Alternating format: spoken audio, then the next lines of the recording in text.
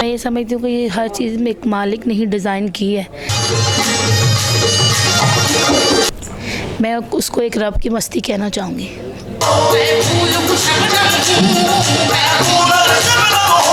लेकिन जब वो मौला का नाम आता है तो फिर वो भी लोग झूमते हैं। लाइव का तो मज़ा ही और है, हर चीज़ जेन्युइन है, उसका टेस्ट हो रहा है, उसका टेक्सचर हो रहा है। और मैं ये समझती हूँ कि इस काम को करने के लिए इंसान की रूह का पाक होना बहुत ज़रूरी है। जी मैम, मुझे सबसे पहले तो आज का जो वाव फेस्टिवल है उसके हवाले से बताइएगा। आज एक सूफ़ी फेस्टिवल का इनकाद होने जा रहा है और मैं बहुत खुश हूँ क्योंकि हमारी जो नई जनरेशन है उसके लिए ये बहुत ज़रूरी है। और मैं ये समझती हूँ कि जो आरफाना कलाम है ये वैसे भी एक रूह की ग़िज़ा है, तो बहुत अच्छा लग रहा है और बड़ा लोग इंजॉय कर रहे हैं। शुक्रिया। अच्छा, तो आप अपने ये जो एक जर्नी है सूफ़ी कलाम का, उसमें आप किससे ज़्यादा इंस्पायर हुई हैं? मेरे बेसिकली जो मेरा माहौल था घर का वो एक सूफ़ी था और इस वजह से मैं सूफ़ी में ही रही। और जैसे हमारे पाकिस्तान की एक बहुत बड़ी आर्टिस्ट हैं आबदा जी, जब मैं इस फील्ड में आई तो फिर मैंने आबदा जी को चूज़ किया।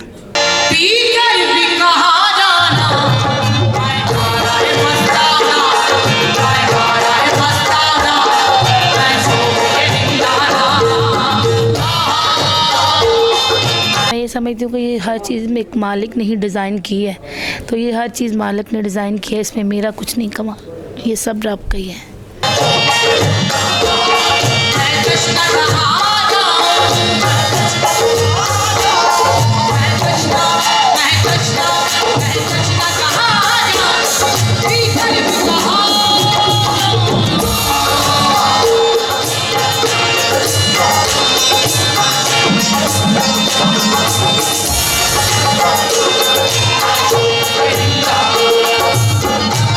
तो आप इस जो कवाली है उसमें कौन आपको सबसे ज़्यादा फैसिनेट करता है?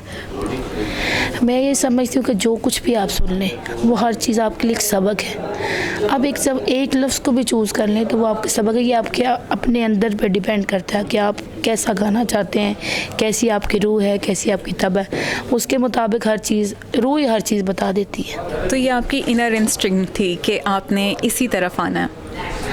बिल्कुल, क्योंकि ये एक बहुत बड़ा मनसब है और मैं ये समझती हूँ कि इस काम को करने के लिए इंसान की रूह का पाक होना बहुत ज़रूरी है। ये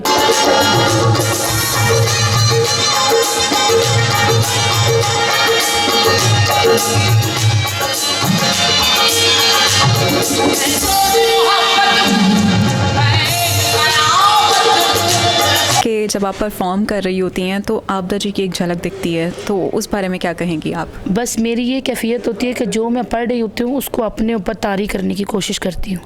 बाकी वो फिर उसके साथ जब लो लगा ली जाए तो इंसान के बस में कुछ नहीं रहता। मैं बस अपने मालिक को जो कुछ भी अर्ज़ कर रही होती हूँ, जो भी मेरी लॉ होती है वो मेरे रब के साथ होती है।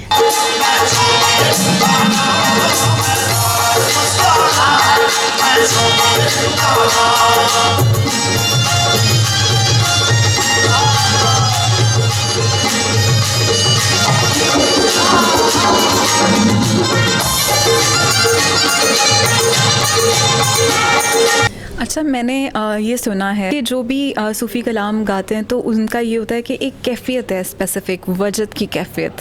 तो क्या वो उस वक्त आप वो कैफ़ियत महसूस करती हैं? बिल्कुल, हर गाने वाले को वो उस कैफियत में जाना चाहिए क्योंकि आपको पता होना चाहिए कि आप क्या कह रहे हैं, आप किसका ज़िक्र कर रहे हैं। तो जब तक आप ख़ुद उस अंदर मुब्तला नहीं होंगे उस तरह लोग नहीं हो सकते। आप कोशिश करें कि जो आप कर रहे हैं उसको अपने ऊपर तारी कर लें और जब आपके ऊपर तारी हो जाएगा फिर लोगों के ऊपर भी तारी हो जाएगा।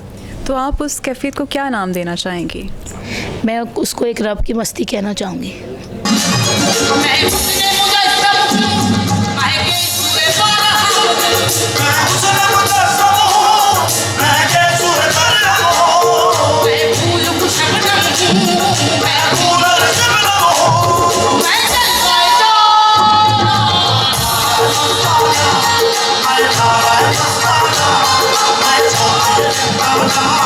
जो मुल्क से बाहर आपने परफॉर्म किया है वहाँ लोगों का क्या रिव्यूज़ होते हैं, वहाँ के लोगों के? बाहर जब जाते हैं तो मैं कहती हूँ कि मौला के नाम में इतना असर है कि उनको हमारी ज़ुबान की समझ नहीं लगती, लेकिन जब वो मौला का नाम आता है तो फिर वो भी लोग झूमते हैं, तो हमें तो बहुत अच्छा लगता है। अच्छा, आजकल जो हमारे मोस्टली सिंगर्स हैं वो ट्रैक पे ही गाते हैं, लिप सिंग करते हैं पीछे, और आप लाइव परफॉर्म करती हैं, तो इसके बारे में बताइएगा। मैं ये समझती हूँ कि ये अपने काम के साथ ये इंसाफ नहीं हो रहा ट्रैक के साथ। ठीक है, ट्रैक हम लोगों के लिए करते हैं, सुनने के लिए, लेकिन जब आर्टिस्ट तक तब अपनी रूह अपने कलाम के अंदर नहीं डालेगा मेरे सामने, मेरे ख्याल में उसमें बरकत नहीं हो सकती। तो मेरा तो ये मानना है कि अल्लाह सोने मैनू कभी ऐसा ना करना कि मैं ट्रैक के ऊपर गाऊँ। लाइव का तो मज़ा ही और है, हर चीज़ जेन्युइन है, उसका टेस्ट हो रहा है, उसका टेक्चर हो रहा है, जिंदा है। Her singing has often been compared to the legendary Abda Parveen, a figure she greatly admires, and her work has also earned her international acclaim with recent performances in the UK, Norway, USA and Canada.